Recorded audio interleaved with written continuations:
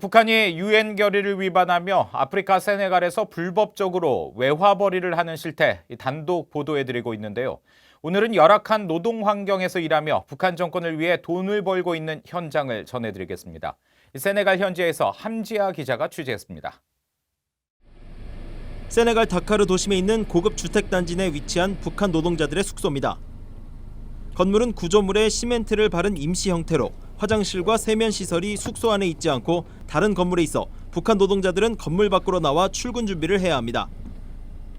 내부 사정을 알고 있는 세네갈 현지인은 충분한 지원 없이 북한 노동자들이 직접 숙소를 짓다 보니 비가 오면 건물 안으로 물이 새고 방충시설도 없어 말라리아 감염 위험에 노출돼 있다고 전했습니다.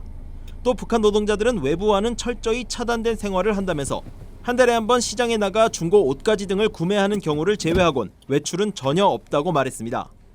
북한 노동자들은 자신의 근로시간이 주 6일, 하루 7, 8시간이라고 말했습니다. 9시부터 10시? 네. 12시, 12시부터 10시. 점심 식사하시고? 네, 2시간. 현지인들을 통해 확인한 결과 북한 노동자들이 받는 임금은 매달 $100 정도, 세네갈 현지인들 임금의 절반 수준이었습니다. 제재 대상인 만수대 창작사에서 이름만 바뀐 북한의 코르만 컨스트럭션은 이들 노동자들을 통해 수백만 달러를 벌어들이고 있지만 북한 당국에 상납하면서 정당한 노동의 대가를 주지 않는다는 겁니다. 세네갈은 현재 건설 경기가 활기를 띠고 있습니다.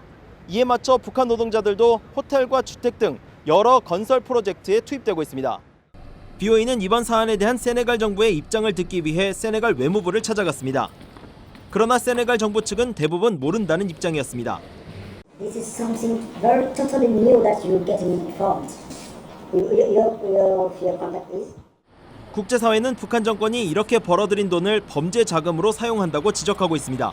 미국 정부는 지난 6월 발표한 2019 인신매매 보고서에서 북한을 최하위인 3등급으로 분류하면서 해외 노동자를 착취하는 나라로 지목했습니다.